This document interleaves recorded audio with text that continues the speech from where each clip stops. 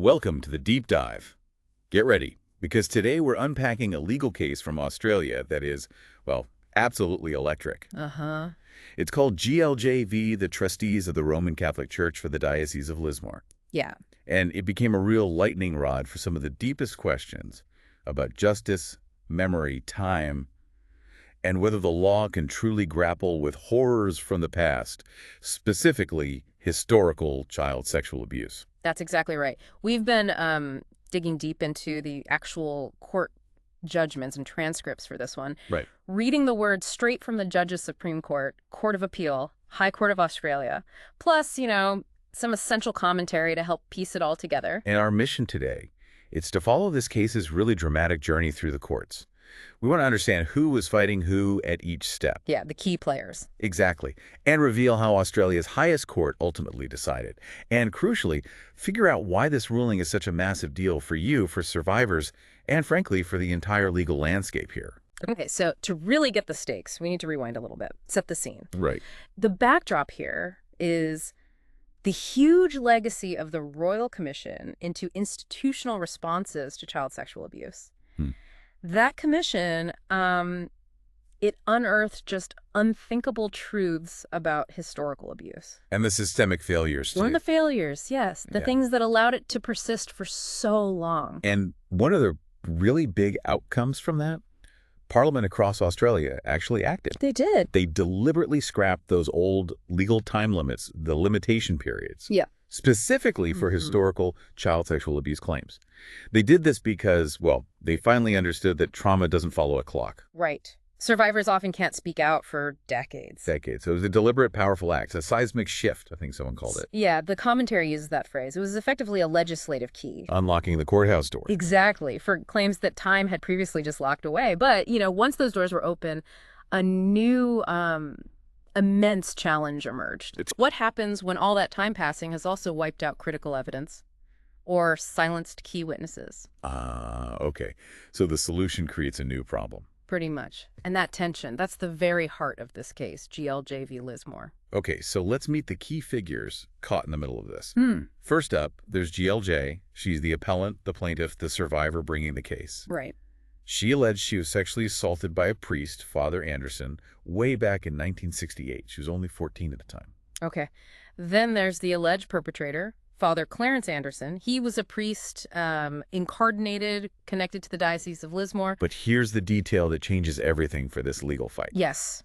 The critical fact, Father Anderson died in 1996. 1996, that's what, over 20 years before GLJ even formally made her allegations known to the diocese in 2019. Over 2 decades before, yes.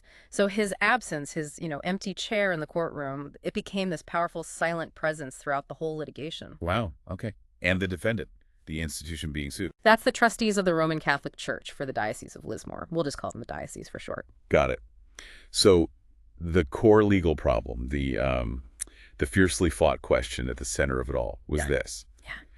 Parliament removed the time limit. Okay. But could a trial seeking justice for GLJ still be held fairly for the diocese when the man accused had been dead for more than 20 years? That's it. It pitched Parliament's clear intention helping survivors access justice against a really fundamental legal right, the defendant's right to a fair trial. That was the battleground. That was absolutely the battleground, fiercely contested. Okay, so how did this massive clash of principles actually play out in the courts? Let's walk through the timeline step by step. All right, let's trace the procedure. So, alleged assault, 1968. Okay. Father Anderson dies in 1996. Right. GLJ formally communicates her allegations to the diocese, 2019. And crucially, those legislative changes had happened by then. Exactly. Section 6A of the Limitation Act in New South Wales was in place. That's the law that removed the time limit, allowing actions like GLJ's to be brought at any time. Right. So the door was open. She filed her case on January 31st, 2020, Supreme Court of NSW. Correct. And the judge assigned to handle this first stage was Justice Campbell. Okay. What was the diocese's first move? Their response was pretty immediate. They went straight to the court asking for the whole thing to be permanently stopped. Just stopped before it even got going. Yeah, essentially arguing it shouldn't ever go to a full trial. They filed what's called a notice of motion on November 17th, 2020. Under what grounds? They argued, look, holding a trial 55 years after the alleged event, especially with Father Anderson dead, would be necessarily unfair or so unfairly and unjustifiably oppressive to them, the diocese. And who was arguing this for them, the legal team? Their solicitors were Hannigan's solicitors, and their barristers making the arguments were Mr. G.M. Watson, SC, that's senior counsel, and MSDH Tang. Okay. And GLJ's response? Well, GLJ, represented by her solicitors, Ken Cush and Associates, and her barristers, Mr. A. Black, SC, also senior counsel, with Mr. P. Tierney, they fought back hard against this stay application. What was their main point? Their argument really leaned into why Parliament changed the law in the first place. They said, look, delay, even the death of the perpetrator, these are common features in these historical cases. It's almost expected, right? Given the nature of the abuse and disclosure. Exactly. So they argued these challenges shouldn't automatically shut down a survivor's claim. A fair trial, maybe not a perfect one, but a fair one, was still possible. Did GLJ present evidence at this stage? Yes, she did. She filed materials, including her own statement, unsworn at this point, detailing the alleged assault. Okay. And critically, she also included unsworn statements from 4 other people who alleged Father Anderson had abused them. Let's call them SJT, SDA, CSP. And there was a 5th anonymous witness, too. Wow. Other alleged victims. Yes. And she also presented documentary evidence, stuff from the diocese itself, from the Brisbane Archdiocese, the church's professional standards office. What kind of documents? They included records about Father Anderson being removed from the priesthood laicized, and importantly, documents suggesting his superiors actually knew about prior inappropriate conduct, specifically with boys, before the alleged assault on GLJ in '68. That seems pretty significant. Did the diocese challenge that evidence? They objected to the statements from the other alleged victims. They argued it was tendency evidence, trying to show a tendency or pattern of behavior which can sometimes be viewed as unfairly prejudicial. Right. But Justice Campbell, the primary judge, he decided to admit those statements, but only for the purpose of the specific hearing about whether to stop the case permanently, not for a potential trial yet. Okay, so Justice Campbell had all this in front of him. The arguments, the evidence. What did he decide? He delivered his verdict on September 24th, 2021, and he refused the diocese's requests. He dismissed their application to stop the case. Huge. A big win for GLJ initially. What was his core reasoning? He made some really key points. First, he stressed that a fair trial doesn't mean a perfect trial. That's a common legal principle. Especially in difficult cases. Right. He also acknowledged that child sexual abuse often happens in private, without eyewitnesses. That's just the nature of it. Okay. But then he pointed to that documentary evidence. He felt it showed Father Anderson's misconduct was actually well known to his superiors even before the alleged assault on GLJ. So it wasn't just GLJ's word against, silence.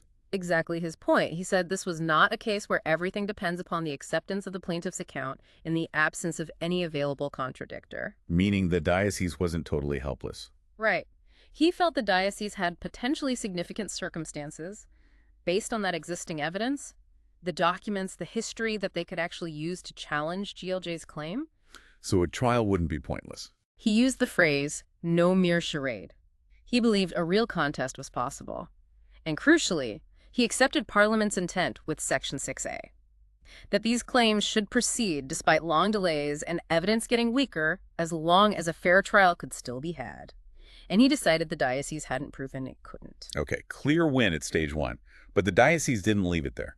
No, they didn't. They appealed Justice Campbell's decision. The fight moved up a level to the NSW Court of Appeal. Same legal team for the diocese. The outline doesn't specify changes for the appeal team at this stage, so likely Hannigan's solicitors with Watson, SC, and Tang. They argued Justice Campbell had made an error of principle and basically got the decision wrong. And who heard this appeal? 3 judges. Justices McFarlane, Brereton, and Mitchell-Moore JJA, Justices of Appeal. Okay. And the verdict from the Court of Appeal came on June 1st, 2022. What happened this time? This time, the outcome flipped completely. The Court of Appeal allowed the diocese's appeal. They granted the permanent stay. The proceedings were stopped dead in their tracks. Wow. So they disagreed fundamentally with Justice Campbell. Why?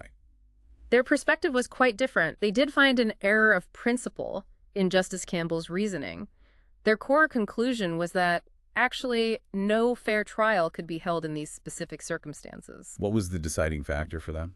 A critical factor, probably the critical factor, was Father Anderson's death and the complete lack of opportunity for the diocese to get instructions from him. You get his side of the story. Exactly. Or even understand what his potential response might be to this specific allegation from GLJ. They felt this left the diocese utterly in the dark on the central factual question. Did the alleged assault actually happen? So the death of such a critical witness, the alleged perpetrator himself, they saw that as creating a fundamental unfairness. A fundamental unfairness that couldn't be overcome, yes. They acknowledged Parliament removed the time limits with Section 6A, but they pointed to another part of that same law, subsection 6A6. What does that subsection say? It explicitly preserves the court's power to stay proceedings if they amount to an abuse of process. And a key example of abuse of process is when a fair trial simply cannot be had. So they're saying the new law didn't get rid of the fundamental need for trial fairness. Precisely. They felt the legislative reforms didn't override that core requirement. So they re-exercised the power themselves, looked at the facts, and decided a permanent stay was necessary. Did they comment on GLJ's credibility? They were very careful about that. Justice Burton specifically stated their decision says nothing adverse to the veracity and credibility of GLJ. So purely procedural. Purely procedural. He framed it solely as a decision about whether the defendant, the diocese, could receive a fair trial in these unique circumstances. It was a barrier to proceeding, not a comment on the truth. Okay. So GLJ goes from a win in the Supreme Court to a complete stop in the Court of Appeal, a major setback. But her legal team, Ken Cush and Associates, they weren't done yet. No, definitely not. They decided to take the fight to the very top. They sought permission, what's called special leave, to appeal to the High Court of Australia. And getting special leave isn't automatic, right? You have to convince the High Court the case is important enough. Exactly. You have to show it raises important, difficult questions of law, often with national significance, or that it's necessary to resolve conflicting judgments in lower courts. It's a high bar. When did that hearing happen? The special leave hearing was on November 18, 2022. It was heard by 3 High Court judges, Justices Gagler, Leeson, and Jaggett. And who argued for each side at this crucial stage? For GLJ, still instructed by Ken Cush and Associates, the barrister was Mr. P.D. Hertzfeld, SC, appearing with Mr. J.G. McCumish. Okay. For the diocese, still Hannigan solicitors, represented again by Mr. G.M. Watson, SC, this time appearing with Mrs. D.H. Tang. Right. So what were the key arguments Hertzfeld SC made for GLJ to convince the High Court to even hear the full appeal? He argued really powerfully that this case was nationally significant precisely because it tested the meaning and effect of Parliament's post-Royal Commission laws like Section 6A. He directly challenged the Court of Appeal's reasoning. He did. He took aim at the idea that Father Anderson's death was somehow exceptional in the context of historical abuse claims. How did he frame that? What was his counter-argument? He argued that the very problems caused by time-passing perpetrators dying, witnesses becoming unavailable, memories fading, evidence being lost, these aren't exceptions. He called them the routine and unexceptional sequelae, the normal consequences of the harm itself and the decades it often takes survivors to come forward. Sequelae, like the natural after effect. Exactly. And his point was, if these routine consequences are enough to grant a stay and stop a case, then what was the point of Parliament passing Section 6A in the first place? It would make the law inutile. Pointless. Pointless. He also pushed back hard on the Court of Appeal's finding that the diocese was utterly in the dark. Yes. He pointed to Father Anderson's own sworn testimony from back in 1971 during his laicization process. The process where he was removed from priesthood. Right. In that testimony, Anderson apparently avoided direct questions about chastity, but he did specifically deny having any romantic interest in girls. And GLJ was a girl when the alleged assault happened. Correct. So Hertzfeld argued this statement, even though Old gave the diocese some basis to anticipate that Father Anderson would likely deny GLJ's specific allegation, even though they couldn't ask him directly now. It wasn't complete darkness. Interesting point. Did he raise any other major legal issues? Yes, he flagged that really important, slightly technical legal question about how appeal courts should review these stay decisions. The standard of review question. Exactly. He called it an interesting question. Should the appeal court just look for a major error by the first judge, the narrow House v. the King standard for discretionary decisions, Or should they decide the whole question of trial fairness for themselves, the broader Warren v. Coombs correctness standard? Okay. And what was the diocese's argument against granting special leave? Mr. Watson SE's position. Mr. Watson, for the diocese, essentially conceded that the general legal principles about fair trials weren't really in dispute at a high level. Right. His focus was much more on the specific facts of this case. He argued the Court of Appeal had simply applied those principles correctly in their evaluative approach to the unique circumstances here. So he was saying the Court of Appeal got it right on the facts, no need for the High Court to step in. Pretty much. He also seemed a bit skeptical about whether that standard of appellate review issue was truly decisive in this particular case. But the High Court panel, Gagler, Gleason, and GLJ, they clearly saw enough importance or doubt. They did. They granted special leave to appeal. The case was officially going to the full bench of the High Court for a final decision. The final stage. Who heard the full appeal? The appeal was heard by a bench of 5 High Court judges, Chief Justice Kiefel and Justices Gagler, Jagat Stewart, and Gleason. And the council making the arguments. The outline notes Mr. Walker SC made oral submissions for the diocese at the full hearing. Presumably, Mr. Hertzfeld SC argued again for GLJ, building on those points made at the special leave stage. The anticipation for that final judgment must have been immense. And it finally came down when? February 14th, 2024. The High Court delivered its judgment. And the outcome. In what was really a landmark moment for Australian law in this area, the High Court allowed GLJ's appeal. They overturned the Court of Appeal. Yes. They set aside the Court of Appeal's orders that had stopped the case. The permanent stay was lifted. GLJ's proceedings could now continue towards a trial back in the Supreme Court of NSW. Wow. Back on track after all that. And the High Court also ordered the diocese to pay GLJ's legal costs for the High Court appeal. So, decisive win for GLJ at the highest level. What was the core reasoning from the High Court majority that led to this turnaround? The majority judgment, primarily from Chief Justice Kiefel, Justice Gagler, and Justice Jagat, laid out several critical findings that significantly reshaped this area of law. Okay, let's break those down. What did they say about that standard of review issue Hertzfeld raised? How should appeal courts handle these decisions? They clarified it definitively. They ruled that a decision to grant or refuse a permanent stay, based on the ground that a fair trial is impossible, abusive process, is not just a simple discretionary decision subject to that narrow House v. the King review. It's something more fundamental. Yes. They classified it as an evaluative judgment where there is ultimately only one correct answer in law. Meaning that appellate courts, like the NSW Court of Appeal, and indeed the High Court itself, are entitled, in fact required, to review it using the broader correctness standard from Warren v. Coombs. They have to decide for themselves whether a fair trial is possible, not just defer to the first judge unless there was a glaring error. So appeal courts have more scope to intervene. Did Justice Stewart agree on that point? Yes. Justice Stewart, in his separate reasons, also agreed that the power to stay under Section 67 of the Civil Procedure Act, the power the diocese invoked, is not discretionary. He framed it more as the court having a duty to hear cases unless they simply cannot meet the irreducible minimum standards of fairness. So not a choice, but a determination of possibility. Okay, that's a big clarification on appellate procedure. Now, what about the core issue? The impact of delay and death on the possibility of a fair trial. This was perhaps the most impactful part of the judgment. The High Court strongly reinforced that granting a permanent stay is an extreme measure, a last resort reserved for truly exceptional circumstances. Right. And then they delivered the key message. Given that Parliament enacted laws like Section 6A specifically to allow historical child abuse actions to proceed despite massive delays, the common and expected effects of those decades passing, things like the alleged perpetrator dying, other witnesses dying or disappearing, evidence being lost, memories fading, these are now understood in this legislative context as routine and unexceptional sequelae of the harm caused. Routine and unexceptional. That's a really powerful reframing from exceptional circumstances. It absolutely is. It flips the script. They're saying these predictable consequences of delay in these specific types of cases are not, in themselves, the exceptional circumstances that would automatically justify stopping a trial before it starts. So to treat them as exceptional would undermine Parliament's intent. Exactly. It would render Section 6A inutile, just as Hertzfeld SC had argued.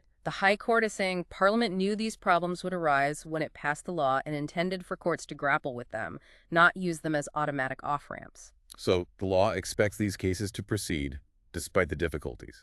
That's the clear implication. Parliament deliberately lifted the time barrier, accepting the inevitable resulting degree of impoverishment of evidence.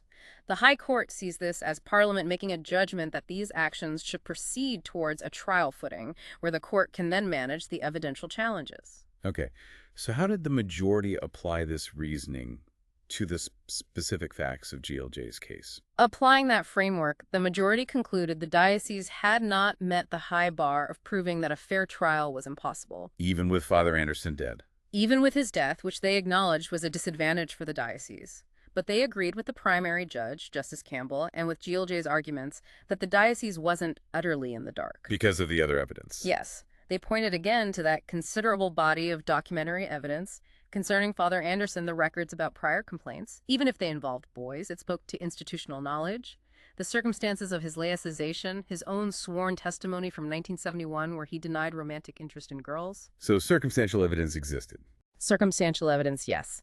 And they also noted the defendant wasn't just an individual left without defense, it was an institution, the diocese, which likely had its own records, its own historical knowledge, potentially predating Father Anderson's death. Right. The institution itself might have information. Exactly.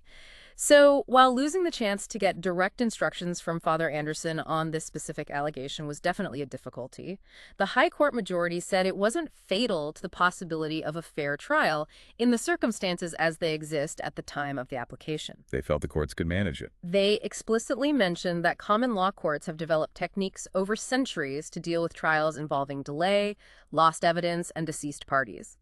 Things like carefully scrutinizing the evidence that does exist, being cautious about drawing inferences, judges giving appropriate warnings to juries about the fallibility of memory over long periods. So tools exist to achieve fairness, even if it's challenging. That was the majority view. A fair trial was still possible, even if difficult. Now, you mentioned Justice Stewart agreed with the outcome refusing the stay, but had a slightly different legal path. Yes. His reasoning had a nuance. He agreed the power to stay wasn't discretionary. But he expressed some disagreement with the idea that the legislative context of Section 6A actually lowered the fundamental standard of fairness required for a trial. He thought the fairness standard should remain constant. He seemed concerned about developing the law in a way that suggested child abuse cases require a lesser standard of fairness. He argued the irreducible minimum standard must always be met. However, when he applied that standard to the actual facts of GLJ's case, he still concluded the diocese hadn't proven the trial would fall below that minimum standard. So he ultimately sided with the majority's outcome. The stay should be refused. Interesting. Different routes to the same destination? But there was one judge who disagreed entirely with the outcome. Yes, Justice Gleeson provided a dissenting judgment. She agreed with all the fundamental legal principles. Procedural fairness is essential. Courts must not be instruments of injustice. No argument there. But she applied them differently. When she weighed the specific facts, she came to the opposite conclusion. She felt the burdensome effect on the diocese, resulting from the 50-plus-year delay and particularly the complete inability to investigate this specific allegation with Father Anderson now that he was dead, was so severe as to make a fair trial for the diocese manifestly unfair. So she felt the line had been crossed in this case. Yes. She essentially believed the Court of Appeal had gotten it right and the permanent stay should have been upheld. Her dissent is powerful because it really underscores just how difficult and finely balanced these questions of fairness versus access to justice can be, even at the highest judicial level. Absolutely. Okay, zooming out from the specifics of GLJ's case, how does this landmark High Court decision fundamentally change legal practice in Australia, particularly for these historical institutional child abuse claims? Oh, it's a significant shift. It has several major impacts. First, that appellate review point. Yes. That's huge for lawyers. It clarifies that when a party tries to stop a case arguing unfairness and a judge decides, that decision isn't protected by the usual deference given to discretionary calls. Appeal courts now know they have the power and duty to apply the correctness standard to make their own assessment of whether a fair trial is possible. That gives them much greater scope to overturn first instance decisions on this specific issue. Okay.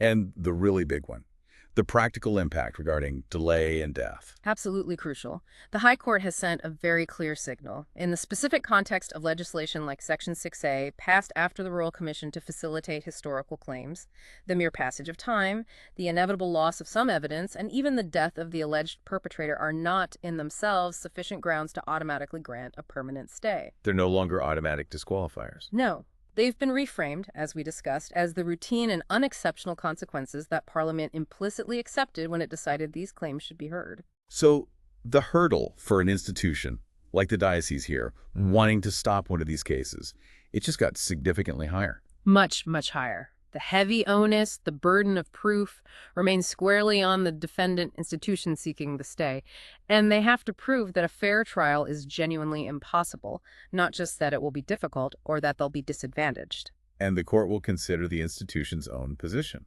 Yes, the High Court's reasoning suggests the nature of the defendant matters. An institution with potential records, historical knowledge, and resources is different from, say, a private individual defendant facing a historical claim with absolutely no corroborating evidence either way.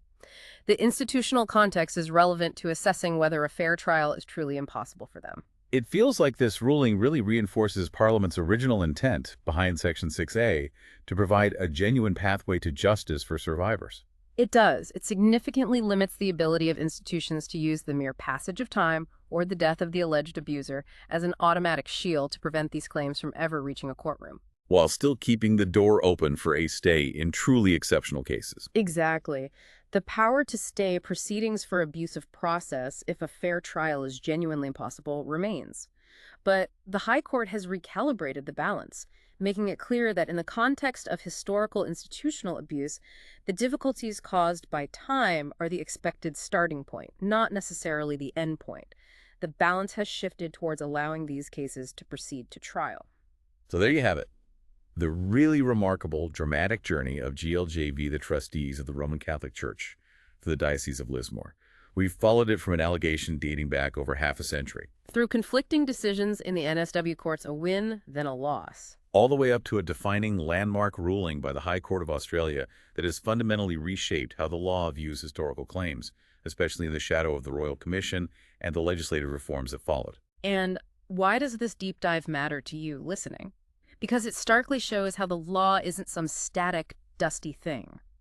It's constantly being tested, interpreted, adapted, trying to grapple with incredibly complex social issues and deep historical wrongs. Yeah, this case is a perfect illustration of that fundamental tension, isn't it, between principles like the right to a fair trial for a defendant and Parliament's very deliberate, conscious effort to create pathways to justice for survivors who were previously locked out by time limits.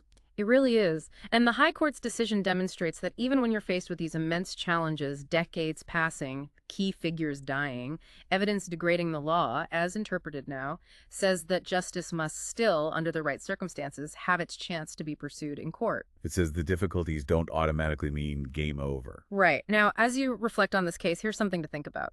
The High Court majority ruled that delay in Father Anderson's death, while definite disadvantages, did not make a fair trial impossible for the diocese in this specific instance. But the inherent difficulties in trying to prove or disprove events from half a century ago, based on fragmented evidence and faded memories, those difficulties are undeniable, aren't they? Absolutely. So the final provocative thought we leave you with is this. What actually constitutes that irreducible minimum standard of fairness? Just as Stewart mentioned, when you're dealing with trials where crucial evidence is just lost to the passage of time. Can the law ever truly achieve a perfectly fair outcome in such situations? Or is the goal, perhaps, the best possible chance at uncovering truth and achieving some measure of justice, however imperfect, given the profound challenges? And ultimately, do you think the High Court, in GLJ's case, struck the right balance?